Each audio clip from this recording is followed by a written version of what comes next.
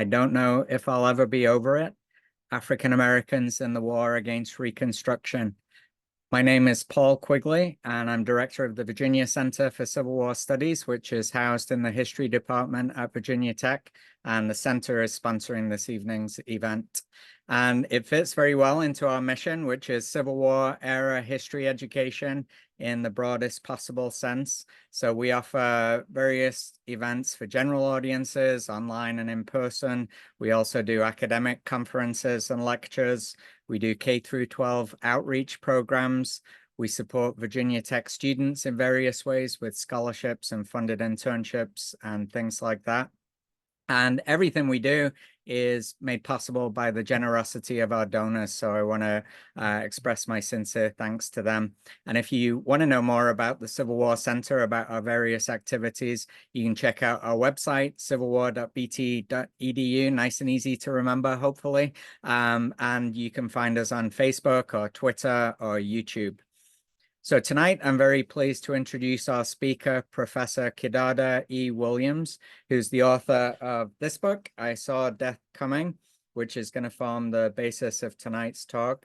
This book was longlisted for the 2023 National Book Award for Nonfiction. It also won the 2024 Organization of American Historians Civil War and Reconstruction Book Award. So many congratulations for that. Professor Williams is also the author of the book, They Left Great Marks on Me, co-editor of the Charleston syllabus, as well as host and co-producer of the Seizing Freedom podcast. She's a member of the Society of American Historians and a professor of history at Wayne State University in Detroit. So what's going to happen is Dr. Williams will give a relatively brief presentation, leaving lots of time for discussion with the audience. And you can type in your questions into the Q&A box. So the chat function is disabled, but you can use the Q&A box to type in your questions at any time. Feel free to ask questions during the talk, after the talk, during the conversation, and we will answer as many as we possibly can. We're aiming to wrap up before 8:15 Eastern time, which is just a little more than an hour from now. So we're looking forward to the conversation. I want to thank Professor Williams very much for joining us tonight. Let's give her a warm virtual welcome to Virginia Tech. Thanks for being here. Thank you so much for having me. Let me get set up to make sure that everything is okay. Let's see. 1 second.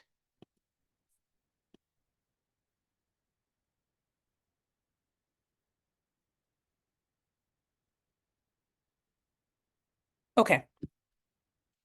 I think I'm ready about now. So, almost there.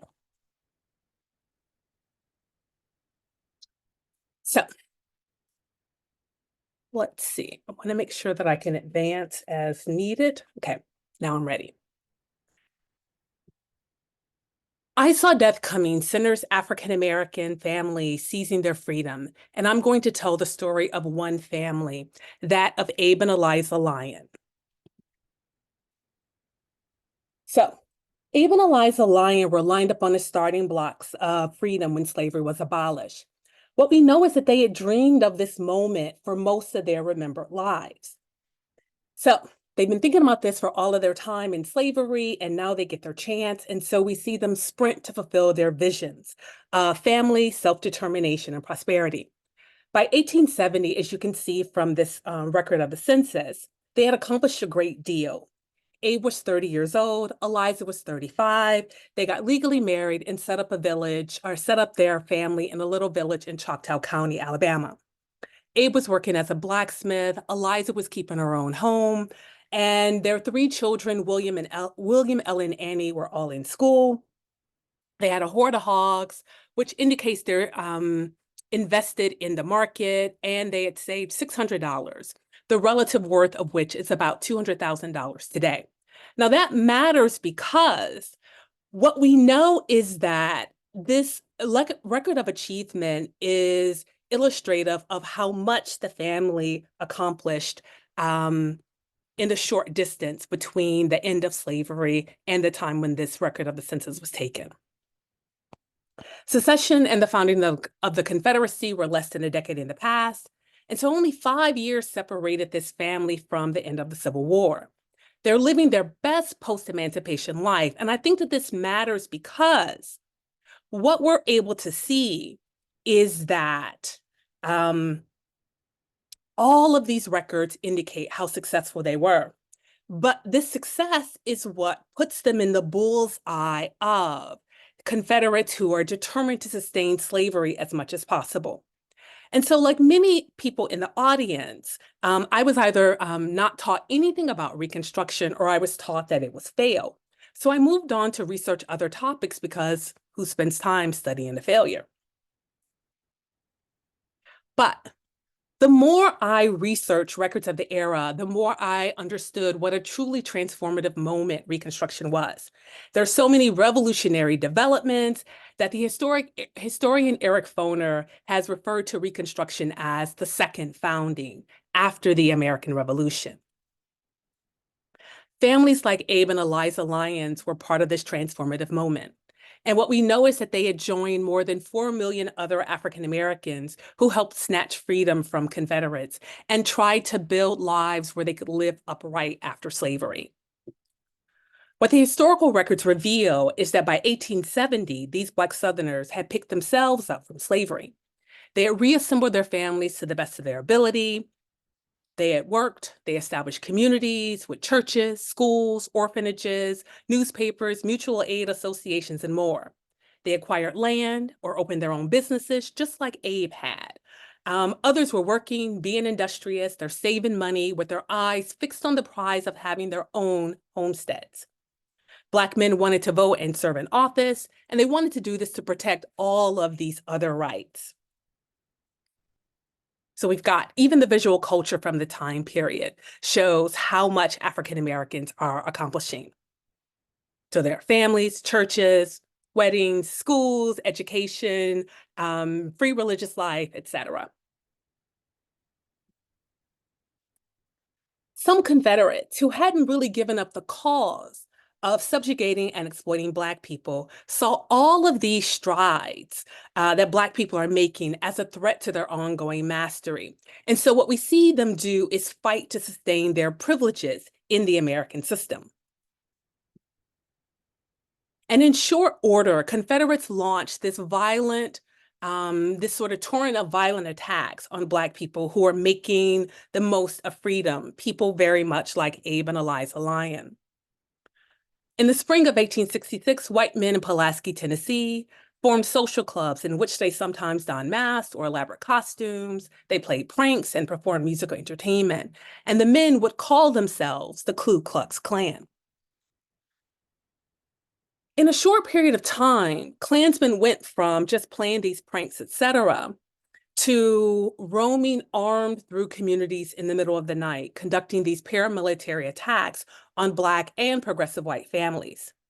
Extremists and their apologists often referred to these raids, these nighttime raids, as visits, masking the brutality behind the veneer of a friendly social call. Klansmen's work soon gave rise to this region-wide extremist movement that became so widespread that any white man who wanted to kill or intimidate their targets might be associated, whether they were affiliated with a white terror group or not. And over time, more Southern white men start to muster into this growing shadow army's ranks, and they start experimenting with their acts of terror. And what we see is that over time, they become more deadly. And Klan violence is it's part of what I call this larger white Southern war on freedom. Now, it might seem odd to liken what we've been taught was the peace, I put that in scare quotes, to war. But that's because wars never end as neatly as they appear to in history books. They're often followed by these new conflicts. And after the Civil War, the new conflict was some white Southern conservatives' investment in retaining the old system that they enjoyed under slavery. And so there was no peace, as the historian George Rabel put it. especially not for Black people trying to live freely in the South. And African Americans like Abe and Eliza Lyon knew it. White extremists shot down Black voters at the polls. They stalked Black office holders. Sometimes they offer them bribes, and if they don't accept the bribes, they'll kill them. They ambush families in the middle of the night, like you see here. And during these visits, white men held Black families hostage. They subjected them to humiliation, rape, torture, and murder. No one was safe.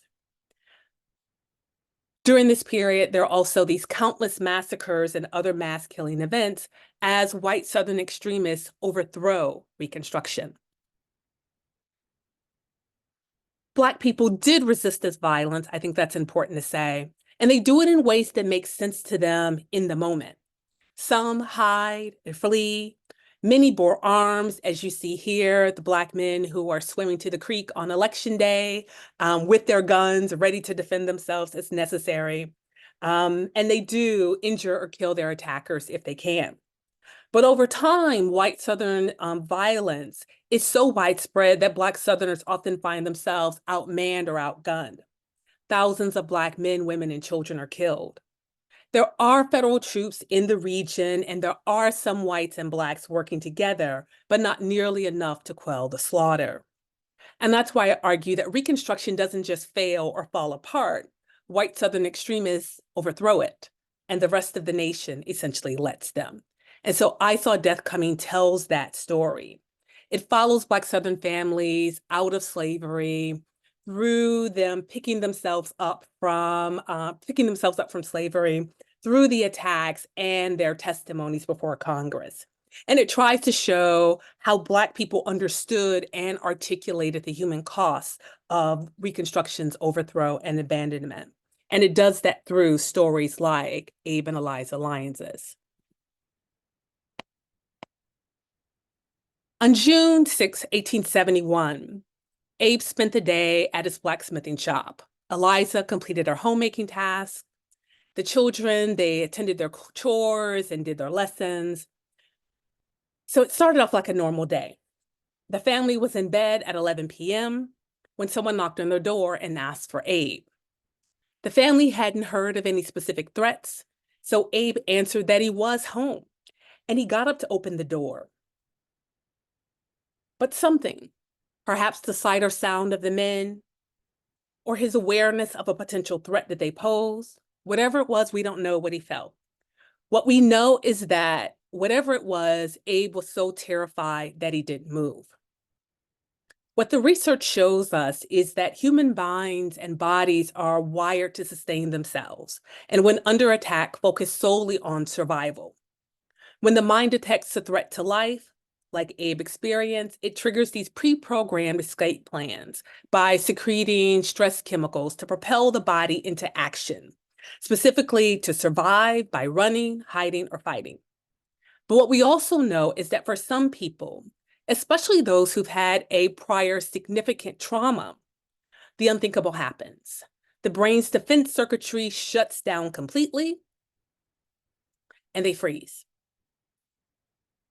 Eliza said that Abe looked like he was in a, quote, perfect scare, suggesting that he was completely paralyzed by fright. He didn't know what to do. Eliza had to take action to try to defend him, herself, and the children. So she rushes to grab Abe, trying to guide him out of the house. But that's when the men break through the door. They throw a rope over Abe's head and they drag him outside and away from their home up a hill nearby. And Eliza says that she hears one of the men give an order to fire, and the rest of the men do. And so what we see is that after the men kill Abe, they start making their way back to the house. Eliza says there are about 75 men. And she testifies, I know they were going to kill me. And so she goes back into the house to try to get to children, and she discovers that her son William is not there. And she doesn't quite know what to do. She can't run for it completely without knowing where William is. And so she leaves the house out the back door with her two daughters. They make their way to a thicket of woods, and they have to wait trying to figure things out. And while they're trying to figure things out, The men make it back to their family's home, they strike up a light and they start ransacking it, and then they start shooting up the home. So Eliza and the girls have to stay there until morning when they can see that it's clear. And that's when Eliza goes to confirm Abe's killing. And then after that, what she does is go find William. And what he had done is he had gone to try to get help from the neighbors, and the neighbors wouldn't let him go back. So she finds him safe as he could be, given what's happened. Eliza and the children, they lost Abe, their home, that year's crop, their hogs. And the men's knowledge that they left an adult witness meant that it wasn't safe for them to stay on the homestead. And so what we know is that Eliza reports what happens to local authorities. A grand jury is convened because she's not the only one hit that night. But many of the witnesses are too afraid to talk. And initially, Eliza is prepared to testify. And we don't know what spooks her, but something does. And so she and the children flee the county. And while they're on their way, Eliza learns that the men are trailing her, but they are saved by a storm that slows down the men. And what she and the children do is they keep going and they make it to Demopolis, where they think they might be safe.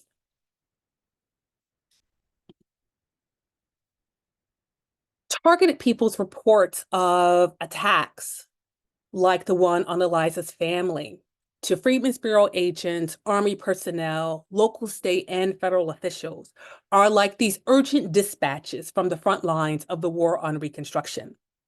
Receiving this flood of reports, members of Congress convene an investigation. The committee's work becomes known as the Klan hearings because of how prominently this violence features in the investigation. And what we see is that lawmakers travel to these southern hotspots of disorder, where they solicit testimony from local officials, voters, accused perpetrators, and their victims. And what we see through all of the testimonies, particularly those of Black Americans, is that families like Abe and Eliza's had greeted emancipation with these great expectations. And many of them had achieved their dreams of freedom, or they're on their way to doing so by the time the white men come for them. So when Congress issues the call for witnesses, they step forward, hoping to convince federal officials to end the violence so their families can live in peace. Eliza, a part of whose testimony you see here on the screen, now a widow, had lost everything. She's displaced from her home community and her support network, and she's struggling to care for herself and the children. Whatever progress her family made, they lost.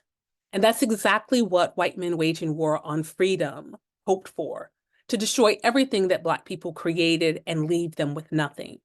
And I argue that what they hope is that Black people have no choice but to go back to the plantations. But faced with the prospect of going back to the plantations and the world not knowing what white men had done to them, survivors like Eliza stepped forward at great risk to themselves and their families and reported what happened. Survivors make their way to the hearing sites, and they bring with them these stories of violent attacks as extremists make clear their determination to sustain slavery as much as possible. And what you see here is a map of the hearing sites. The hearings weren't conducted all across the South. They were conducted in specific places, and you see the hearing sites and some of the reports of violence that are around them. I argue that Eliza and other survivors' testimonies was informed by their individual and collective sense of self-love and self-respect. Speaking with one voice, their accounts challenge the stories we've been told about Reconstruction just failing, just falling apart.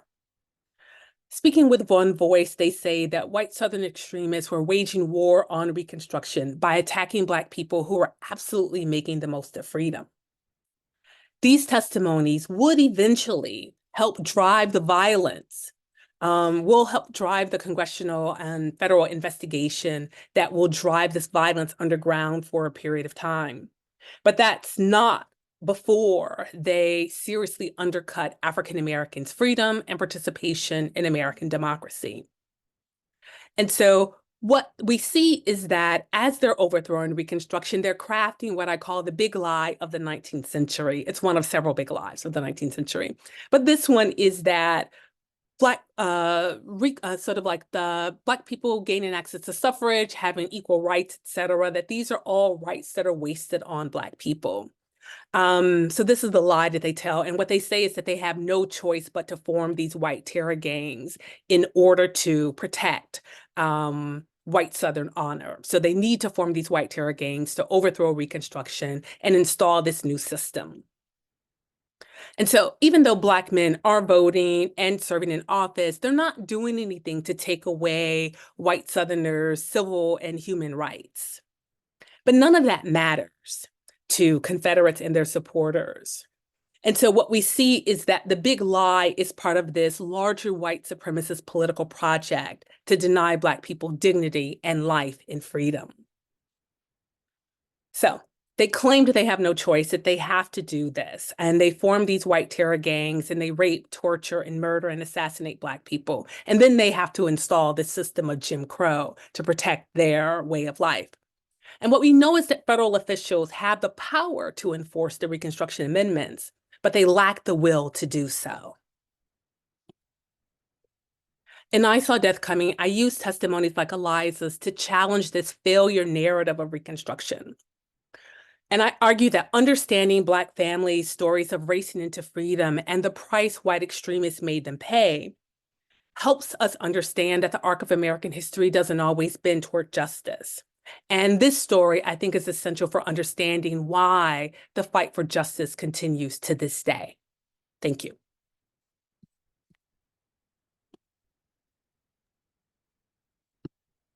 Thank you very much. That was very interesting and nicely presented.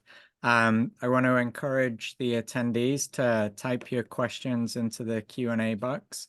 I'm also going to share a link to the book in case anybody has already been inspired to click and buy it before tonight's webinar even ends.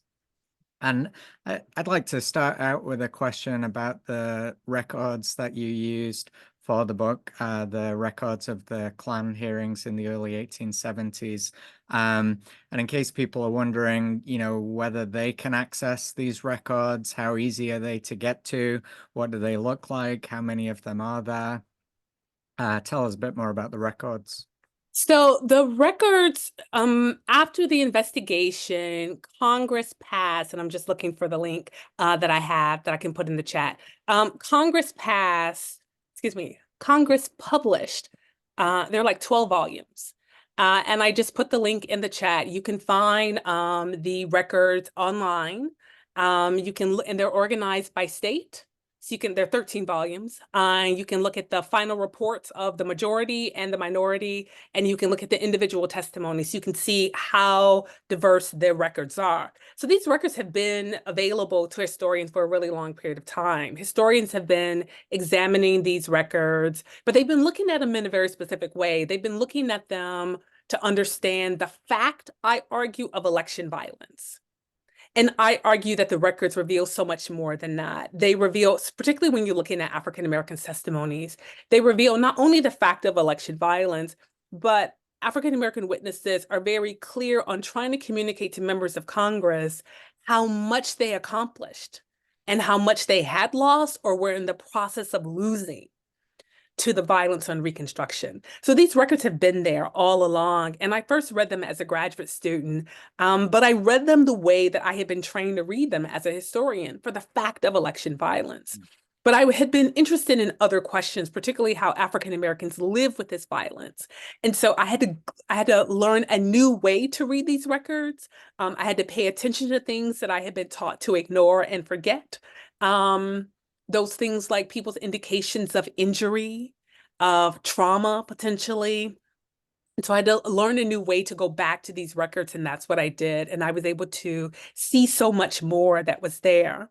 And I'll just quickly say that it was in a conversation with Ed Ayers, who may be familiar to your audience.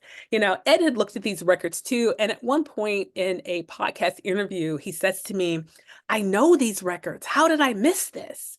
And what I said to Ed was that you were looking for something else, right? You're looking probably for the fact of election violence, and that's there in the records.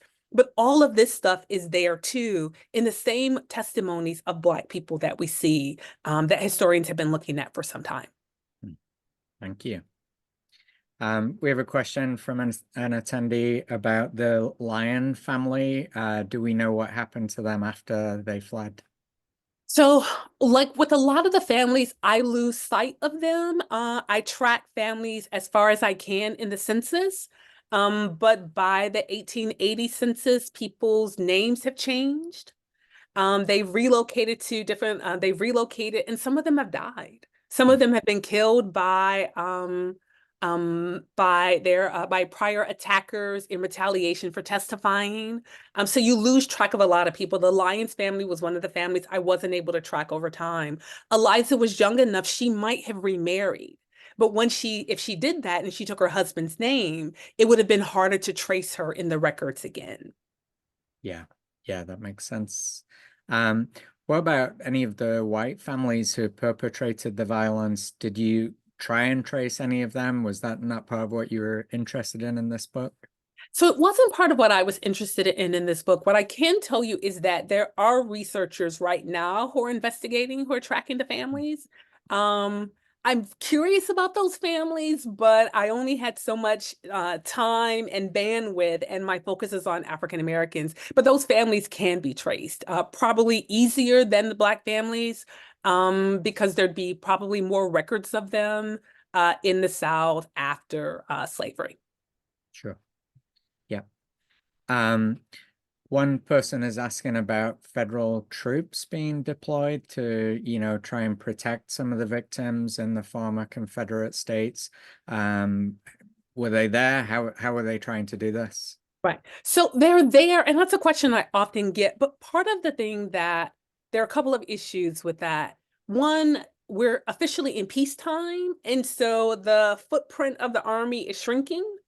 And so there are troops in some parts of the South, but there are never as many troops as people think. Like, I think times, people are thinking there are entire battalions.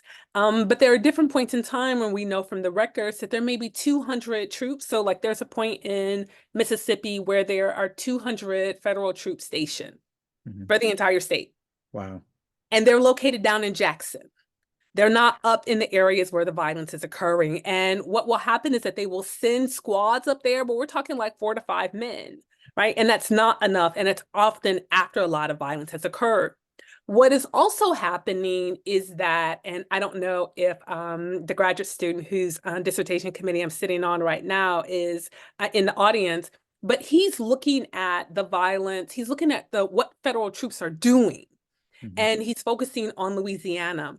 And in Louisiana, what they're often doing is looking the other way, or they're actively involved in disarming Black men so they can't defend themselves from this violence. So we've been told this story that there are federal troops and that federal troops are a net good for African Americans.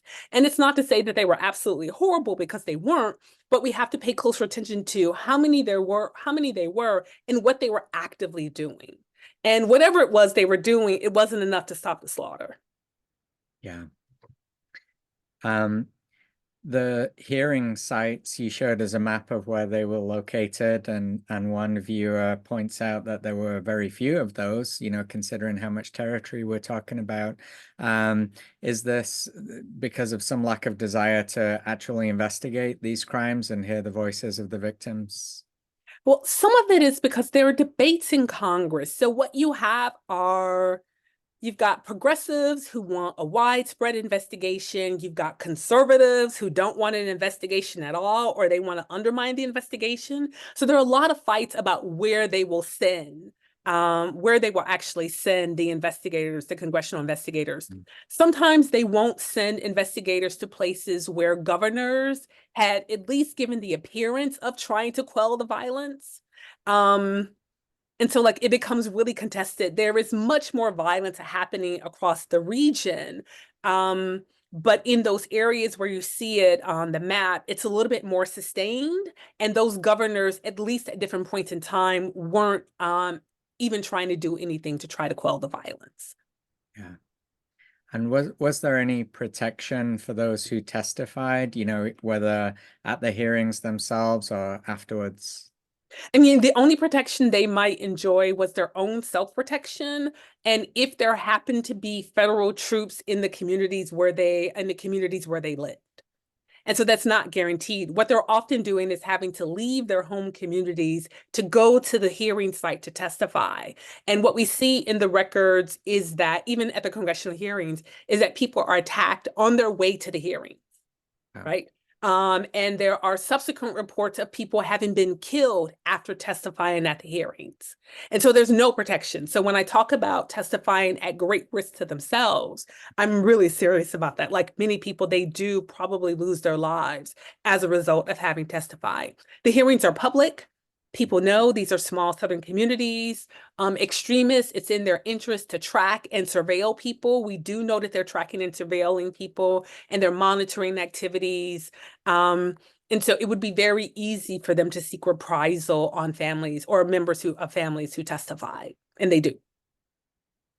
yeah, one of the things that really struck me in reading the book was exactly how you build up the bravery of the people who testified and just give the reader a sense of what that must have taken in those circumstances against those odds. Right. Because they have to, they have to live, right? They have to survive. They have to know they've survived, and they have to be in the right mental space to put themselves in a position where they're going to be scrutinized, where they're going to be criticized. They're going into environments where they know that there are people who are determined not to believe them. And even with that, they're still committed to testifying, to making sure their stories are on the record because they believe that increases the chance that they might get something close to justice. Yeah. And there must have been so many people who made the other decision, not to testify, to flee somewhere else or try and survive within that same community by staying quiet, by not, publicly testifying about the violence that their family had incurred. Were you able to get any sense, any kind of insight into their thinking? So for the people who stay, I think most of the people who flee don't want to flee. But they also don't believe that they can live through another attack. Mhm. And so for some people, there's the hope, another reason why people they want to stay, they have land. Mhm. They have crops in the ground.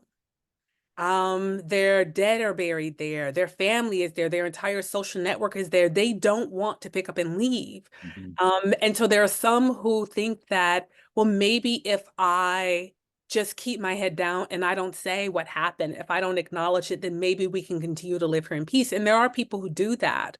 Um, and we see that with conflict around the globe, right? So that wouldn't be a struggle that's unique to African Americans, but it is a struggle, because you have to live in the community knowing and other people knowing what happened to you and using the possibilities of a subsequent attack in order to keep you subjugated.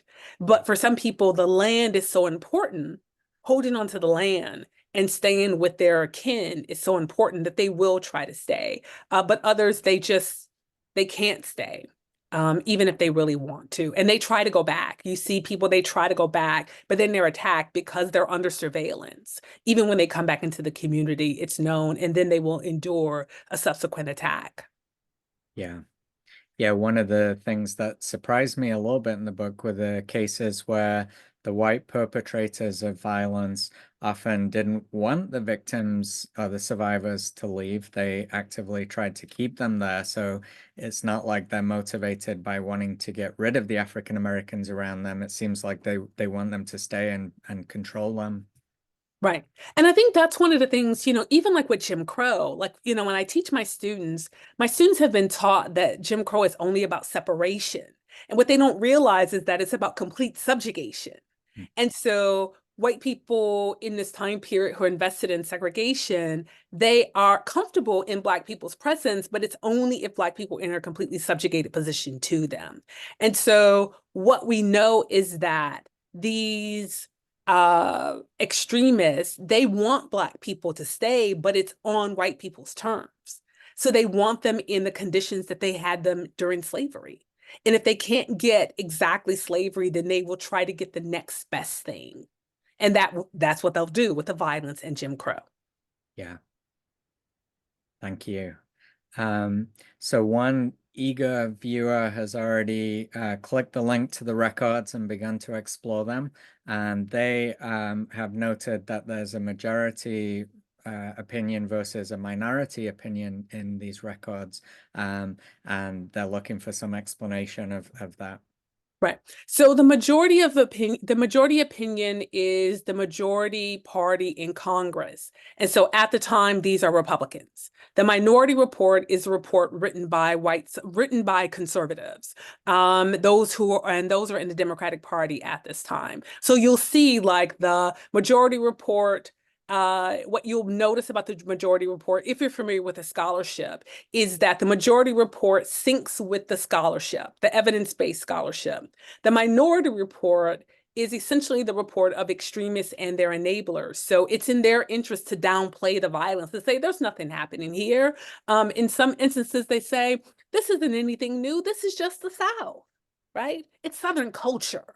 There's nothing new or different going on here. And so what you see is a lot of gaslighting, a lot of victim blaming, so on the one hand, there's no violence happening. On the other hand, if there is violence, it is because white people are afraid. So they come up with these lies, this distortion of what's actually happening.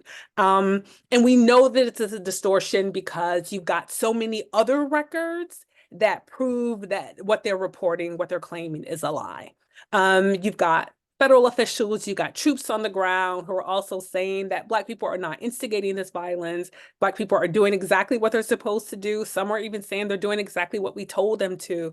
And what we see is that there is a lost sense of mastery amongst white Southerners. And what's very clear from the records is that this isn't just about labor, because they still need labor. They need as much, if not more, labor to rebuild after the war. This is about subjugation and domination. But the minority report doesn't acknowledge that. And what you see also in the minority report is that white Southern conservatives aren't the only ones who are invested in this violence. White conservatives in the North and West are also very invested in this narrative. And benefit because many of them are benefiting from or had benefited from slavery. And so they have this sort of, if not a lost sense of mastery, then a lost sense of power and domination. Right. One viewer is asking about the impact of trauma on the Black families and whether you could address that. So that's one of the things that one of my priorities for the book was to read the survivors' accounts. And the survivors' accounts are clear. They don't have the language of trauma that we have today. So no one's walking around saying, I'm traumatized, right? No one's using any of that language, but they have their own grammar that is very clear in terms of their understandings of how they have been physically, psychologically, mentally, and emotionally changed by the violence. There are men who testify and who, in the congressional record, it reports that they cried, they broke down, recalling what happened to them. There are people whose memories are interrupted. There are people who they don't use the language of post-traumatic stress disorder, but they describe symptoms that sync with our contemporary understandings of post-traumatic stress disorder, panic attacks, etc. Sleeplessness, like all of these other kinds of disorders that we would associate with trauma are reflected in the testimonies, even though they don't use the same language that we do. So that's absolutely there. And it's something that I devote time and attention to in the book. The title of this talk is, it reflects a refrain in the records, which is that I don't think I'll ever be over it. I don't think she'll ever get over it. This is again and again and again and again as they're talking about what happened to them. And that's not just the economic aspects of what happened, that's the physical and emotional and psychological. Yeah, and with your focus on the family throughout the book, it's easy to see that this wasn't just an individual impact, this was a family impact that kind of echoed down the generations, presumably, as well. Exactly. And we don't have all of the records for that that would sort of allow us to track that over time for every single family. But one of the other source bases that I used for the book were the freedom narratives, or also popularly known as the WPA narratives. So the interviews with people who were children at the time that slavery was abolished, their children and teens during this violence, and their recollections are like you can see like how they think.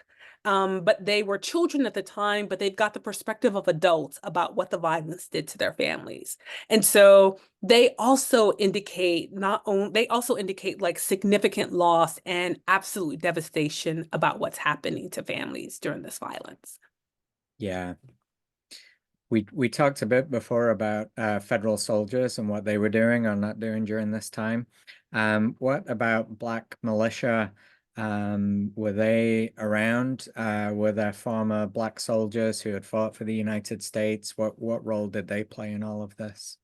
So they're absolutely around. And even if Black men aren't involved in actual militias, they are still defending themselves. They're organizing their communities for defense. The challenge is often that they don't always know when violence is coming to their community. So if you're the first family attacked, you might not be prepared. If you're the second or third, you may have some notice.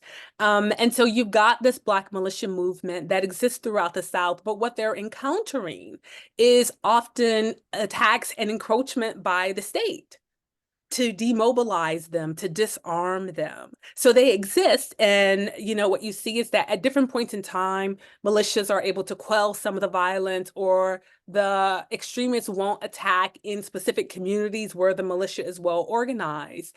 But that's hard for Black Southerners to sustain over the entirety of Reconstruction, and over the entirety of all of the violence that they're enduring as it's being overthrown and abandoned. So you can only do so much when you've been demobilized, when there isn't support from the state, when you are having your weapons taken, when the state is arming white militias, right? There's only so much you can do. So they are actively there. They are defending themselves to the best of their ability. But when you've got the state supporting the violence of white extremists, there's really only so much you can do. Yeah, absolutely. Someone's asking about the Freedmen's Bureau and whether your work, led to any conclusions about the work of the Freedmen's Bureau, the demise of the Freedmen's Bureau. So I think the Freedmen's Bureau is, the agents, they come from a variety of backgrounds. Some are very supportive, some are very helpful, some document the violence as best as they can, others aren't.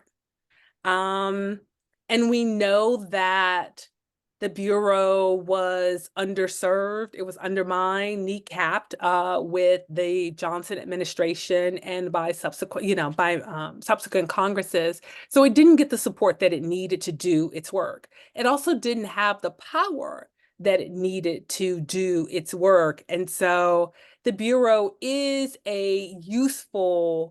it's a resource for African Americans, and it's certainly a resource for understanding the violence of the period, but definitely lacked, the resources it needed to help African Americans make that transition to freedom.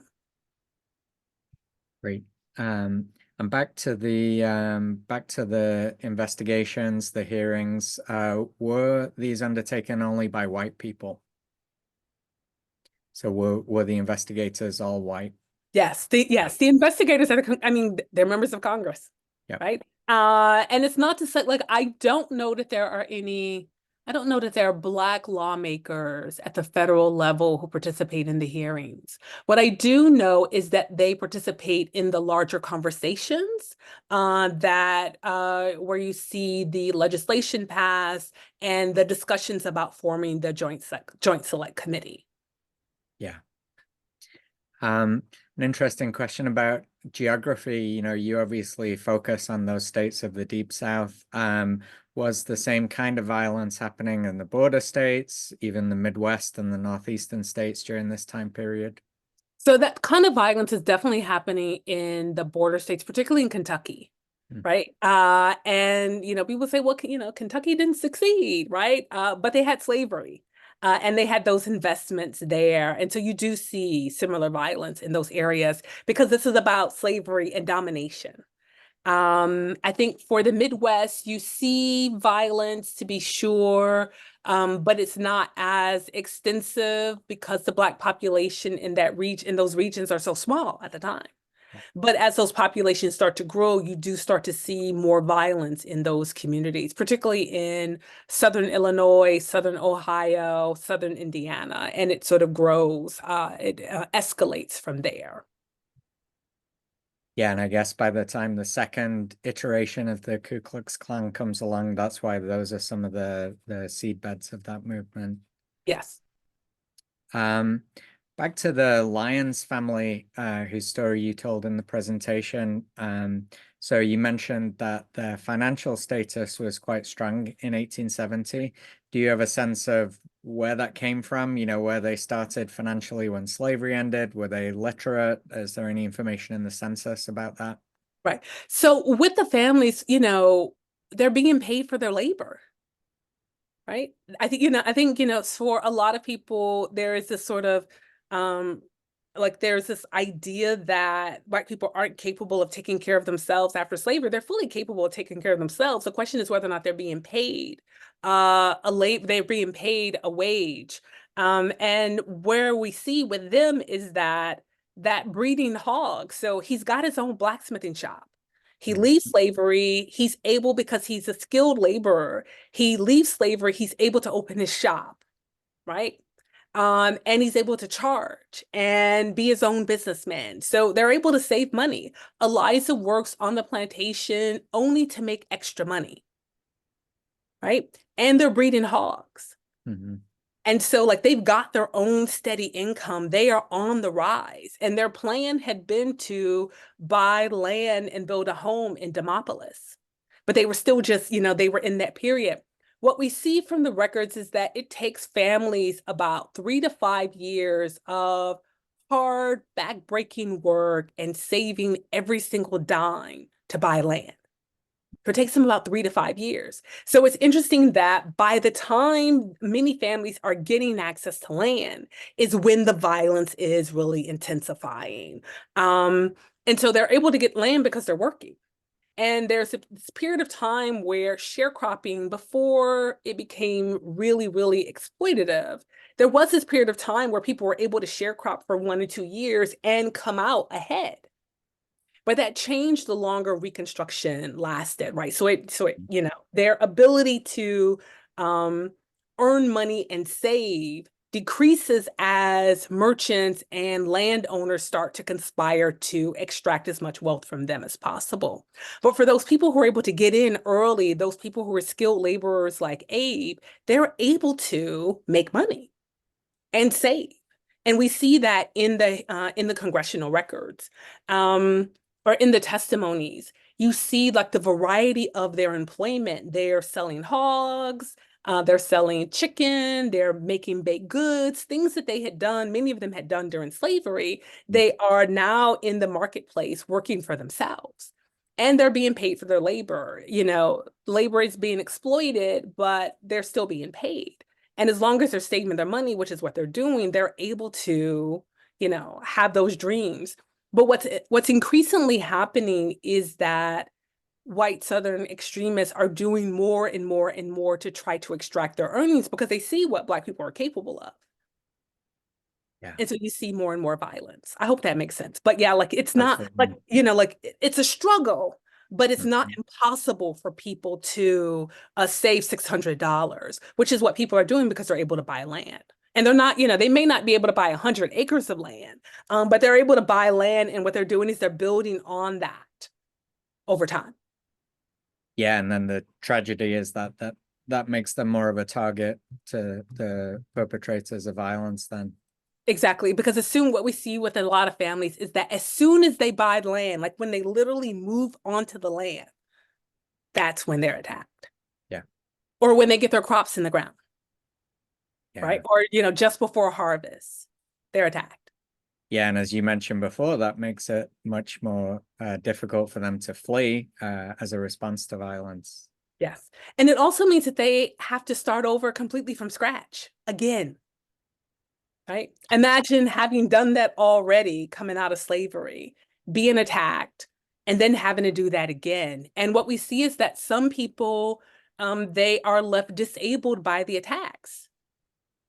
So they don't have the same means to take care of themselves to work the way they had before. So they're completely devastated by the violence. Yeah, these are just almost unimaginably tragic and horrific stories and experiences that they go through. And one of the questions that springs to mind is how do people balance that with hope for the future?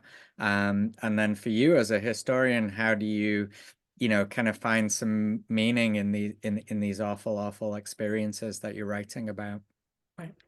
I think for some people, there is no hope for the future.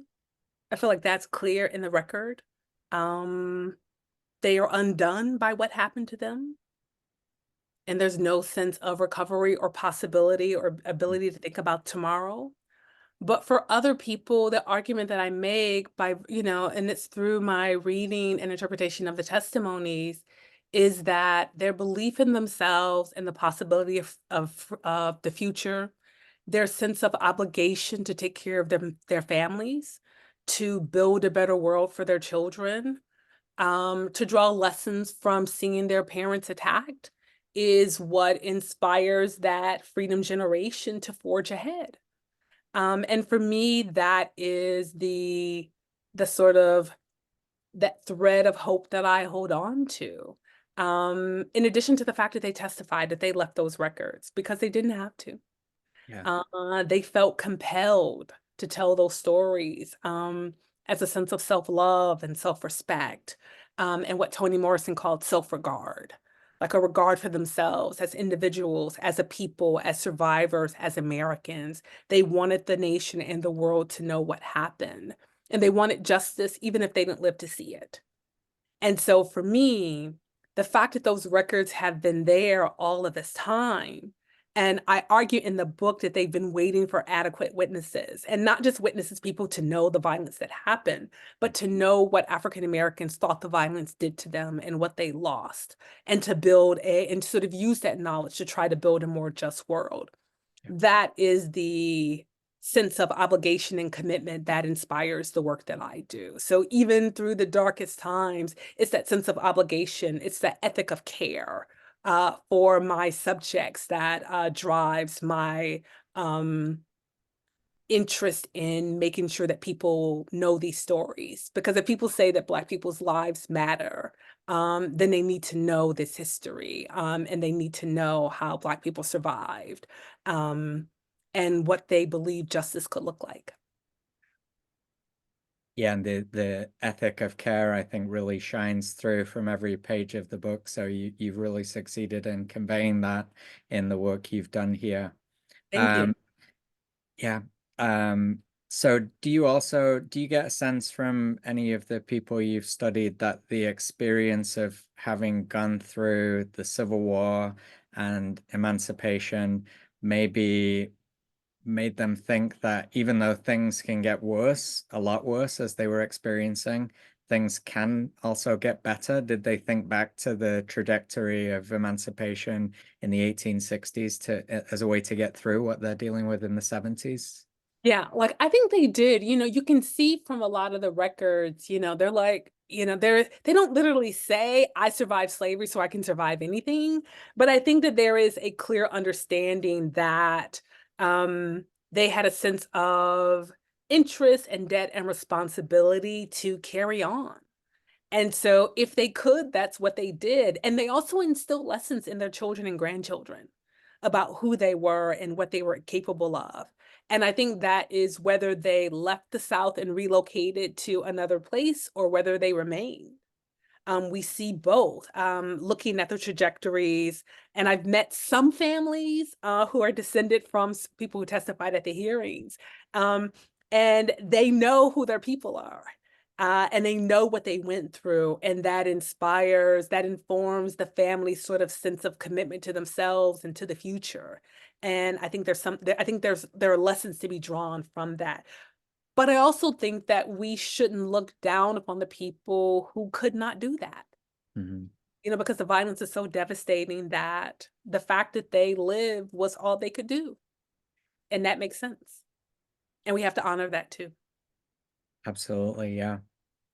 A kind of change of subject now to think about President Grant and his motivations in trying to take on the Ku Klux Klan with the legislation that he passed. So there's this ongoing debate about Grant. And I think that I get frustrated because, on the one hand, there's this sort of American presidents are all powerful, except when it comes to protecting Black people's rights and lives, right? And so I would argue that Grant could have done more. He could have done more faster. He could have sustained his work. But I also recognize that he's dealing with a larger system. And this tells us less about Grant and more about the nation. Mm. What we see is that slavery is abolished as a result of the war, not because white Northerners and Westerners went into it as abolitionists. Just like you've got the lost cause from the South, you've got the abolitionist cause from the North and West, right? Which is sort of like that they were all abolitionists. And if that had been the case, they could have abolished slavery at any time.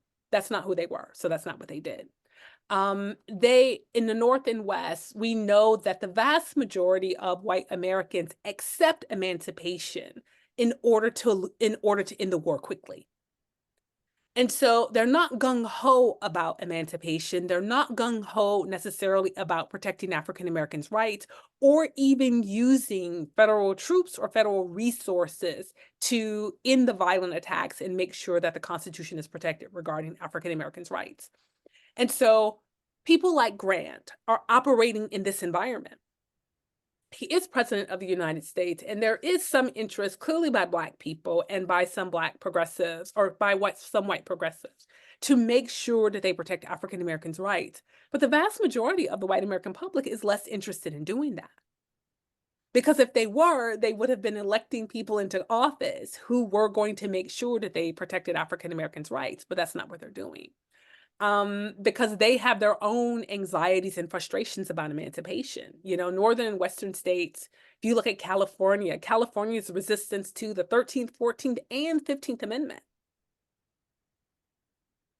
It exists because they are interested in retaining unjust and unfree systems out West, right? And so there isn't a national consensus, there is national support for the president doing all he can to address this violence. And so Grant, he does some things, he boosts up troop levels in certain areas, but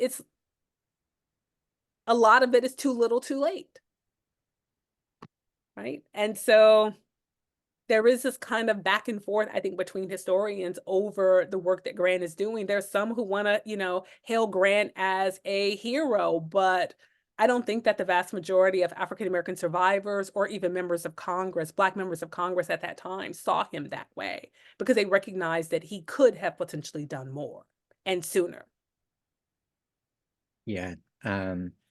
What about the response to the hearings, whether federal government level or public opinion in the North? You mentioned before that many white people in the North were kind of getting tired of this Reconstruction project and African American justice in general. Was that the dominant response to the hearings as kind of apathy?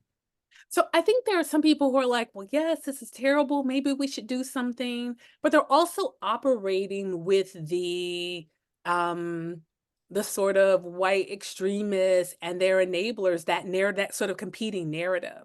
I think we have been told this story that white Northerners and Westerners are all progressives, and that's simply not true. You've got a lot of white conservatives in the North and West, and they are as racist and as indifferent to the violence as white Southern extremists are.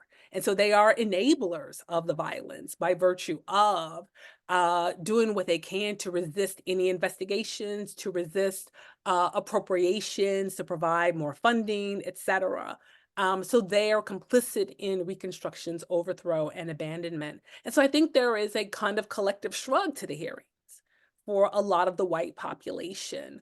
What we see is that a lot of white Northerners and Westerners are more interested in US empire. There are economic realities that they want to address. They want to address the spoil system. There are all of these other things that they think are more important, including subjugating Native Americans, the Native Americans out West. They think that that is more important than supporting Black people's freedom and their rights and protecting their lives in the South. And it's not only members of Congress, it's the Supreme Court, it's the sort of larger system that is enabling this violence. Right. Could you talk more about Black resistance to the violence and how it was carried out or organized? So Black resistance, as I said in the talk, it looks like a variety of things. Like part of resistance is living through an attack meant to kill you, right? Yeah. And so sometimes that means running, hiding, fleeing. Other times it means fighting back. So people are armed, they are defending themselves individually and collectively. You've got the militias, you've got people who are fighting back, you've got people who are conducting surveillance and setting traps, people who are killing some of their attackers. So Black people are resisting all of the time. And what you should know is that particularly in these raids, that agency is something that exists on a spectrum, right? And these raids could last for hours. So if you imagine a home invasion today, or a no-knock warrant today, over the duration of the event, people's responses are going to go back from one end of the spectrum to another. So there will be a moment where people are resisting, and there's another moment where they might not resist because resisting in that moment might result in their child being killed. And so if you go back to the point that you raised about these being attacks on families, you could have someone who says, well, I'm just going to start shooting, but they've got a 2-day-old baby in the house and they're surrounded by 75 men, right? Only a foolish man is going to start shooting, and most of these people are not that foolish, right? And so they are evaluating the situation and they're trying to figure out in the moment how to respond, because they know that anything they do could elicit a response for their children. So Eliza didn't leave, she didn't follow the men up the hill when they took Abe because she knew that the children might follow her too. So she's got to think about them. When you are a parent, when you're a husband, when you're a father, when you're a wife, when you're a mother, you have to account for all the people in your household and what they might do. And so you can go off half-cocked, but that's going to get you killed, or that's going to get some of your family members killed. And we know that that happens in attacks. But people are trying to save themselves and their relatives. And so sometimes that might mean resisting. Sometimes it might mean doing exactly what the men say so that you can live. So when we think about resistance, we have to understand that it's not just one thing, especially in the span of an attack that could last for hours. Yeah, and those were just impossibly difficult decisions to make in the heat of the moment. Is like, is it going to go better for me if I comply or resist in this particular moment? There's no way of knowing, right? Exactly. And people, they could have scenarios, and this is one of the things I talk about in the book, and people in the 21st century today might say, well, I will do this. And if the men came for me, I would do that. You don't know what will happen to you in the moment. Right? You can make all kinds of plans. There are people who have guns, they're prepared to fight, and they are stunned by the level of, by being surrounded by 150 men, and know they can't start shooting with their family in the house and know that they're all going to live. Right? And so you can have a plan for what you're going to do, but until that plan is tested out, it's just theory. And so what we see in the moment is that sometimes, like Abe experienced that moment of paralytic fright. Some people do that. Other people didn't. right? It goes back and forth on a spectrum, and I think that's important to understand, especially if we believe the survivors' accounts, and I do. I take them seriously that they understood what was happening to them and that they and members of their family did everything they could to try to survive an impossible situation where a lot of people died and were killed. Yes. We've got a couple of questions about the timeline towards the end. When did this kind of violence begin to subside, tail off, if it ever did, for that matter? Right. I would say the violence evolved more than tailored off. So the night riding attacks, they start to die down with the congressional and with the federal investigation. So that's 1870, 1871. But the violence continues. There's still lynchings. There are massacres. There are rampages throughout the South. There are all of these mass killing events. You don't see as many night rides, or you do see night riding, but it will evolve to these, you've got these sort of smaller squads that are attacking and killing Black men, and attacking Black families, especially during times of elections. So you start to see more and more mass killing events around elections. Mm-hmm. Throughout the late 19th century until they're able to disfranchise African American men. But they're able to disfranchise African American men through a combination of violence, poll taxes, literacy tests, and understanding clauses. But that doesn't end the violence because Black people are still resisting. And so lynching and rape are the two tools of Jim Crow. They are the power. They are the sort of fuel in the engine of this new system. They drive the ability to subjugate African Americans. So the violence doesn't end, it just changes. Black people are still being killed. Black people are still being attacked. Especially when they're resisting subjugation. So they're fighting over wages. They are resisting sexual assault. They're resisting the subjugation of their children. And when they do this, white Southerners are organizing to attack and punish them and to sort of make a lesson out of them. So the violence continues throughout this entire period. It just evolves. So it's not night riding all the time. It's all of this other kinds of violence that essentially goes unpunished, which incentivizes more and more people to get in on it, to subjugate and punish African Americans who are resisting their subjugation. Yeah. And what's the press coverage like of both the violence, the evolving violence, and the hearings as well? So I think it depends on which press. Mm-hmm. The Black press is fairly accurate and understanding of what's happening in the hearings because they've been reporting on it all along.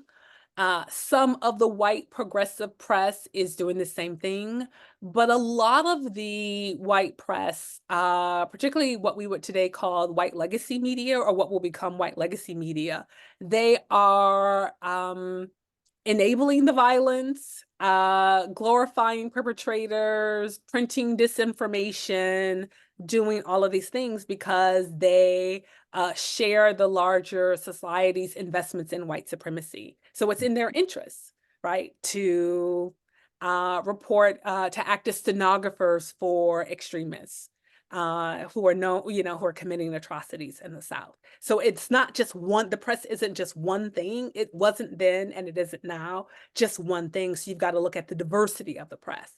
The New York Times is reporting what's happening in the hearings. So are some of the other national newspapers, but they're also printing disinformation too. Yeah. They're also acting as stenographers for the mob too. So we've had several kind of patterns in the questions. One is we've had several people say how much they're enjoying the presentation and the conversation. So I want to note that before we draw things to a close. And then several people in different ways have asked for kind of lessons or connections for the present day. For example, one viewer is wondering about any misconceptions that are being used today to suppress racial histories in K through 12 education, or other viewers are asking just in general, what are the lessons or maybe similarities with today's world? Right. So I'll say that, a lot of what you see in terms of the attacks on not just education, but on Black history education. And Black history education for what it reveals about certain aspects of white history in the United States. There is a belief that learning about this history inspires some Americans to try to make the world more just. And rather than allow that to happen, they want to cut that off. And you cut that off by erasing the history, by whitewashing the history. So I think what we can do as a larger society, for those of us who actually believe in justice, is to make sure that we're trying to do our best to support teachers, especially those who are trying to keep this history alive. The other thing I think it's important is to acknowledge that Black history has never only taken place in a formal public high school or a public school program. Mm. Dating back to slavery, even though there are laws prohibiting Black people from learning how to read and write, Black knowledge still happened. And even during Jim Crow, during the worst aspects of Jim Crow, Black education, Black history education still happened. So there are a variety of ways to support Black history education, to support accurate history education, even in this moment. So I think that that's important. And to understand that if they can erase this history, then it makes it easier to repeat the history in terms of installing new systems of racist subjugation. So we need to be aware of that. The other part of the question was other lessons for today. Is that what Yeah. the arc of our, like I say in the talk, the arc of our history doesn't always bend toward justice. Mhm. And it bends towards justice when we are actively involved in the fight for it. So this is something where I would say if you're in the audience, you can't sit on the sidelines. If you say you believe in justice, you have to be out there in the streets, if you will. And whatever those streets look like in terms of fighting for a just world and for accurate histories. That's work that we can all do in a variety of ways if we believe in justice. Because the people who testified at the hearing certainly believed in it, and I think we have a debt to pay to them. And if you share that belief, then I think you have a responsibility to step up and make sure that you're supporting the work of justice, including accurate history. Yeah, and I think a great first step for everyone tonight is to get a copy of your book and read it and learn from it and be inspired by the way that you've recovered these survivors' stories and read their words so closely and recreated the harrowing experiences so that we can all learn from them. So I want to encourage everyone to get their hands on a copy of the book. I see there's so the website in the chat I think didn't go to everyone, but I will send that to everyone And I'm now. going to share what that is. That is the Mm-hmm. Freedom podcast. It's the history podcast docudrama that follows African Americans through the Civil War and beyond. It's very much like the book centers African Americans in the story of Reconstruction. The podcast centers African Americans in the story of the Civil War. And it uses records very much like the records that I use in the book, African Americans centered in this story. So that's another resource that people can listen to. Wonderful. Thank you. And I want to thank everyone for attending tonight and spending this time with us, and especially for giving us those great questions. So many rich and interesting questions that made for an excellent discussion. I also want to thank the donors to the Virginia Center for Civil War Studies again for making all of this possible. This is actually our last event of this academic year, so things are kind of winding down slowly here at Virginia Tech, looking towards summer, but we'll have lots more on the agenda next academic year beginning in September. So keep an eye on our website. You can sign up for our email list on our website if you're not already on there, or look at Facebook, Twitter, and one way or another you can find out easily what's going on here. And finally, I want to thank Professor Williams again for giving us such a fascinating presentation and conversation and answering the questions, and for providing us with such important reading material with I Saw Death Coming. So thank you very much and have a good night. Thank you. Have a good night, everyone. Really appreciate it.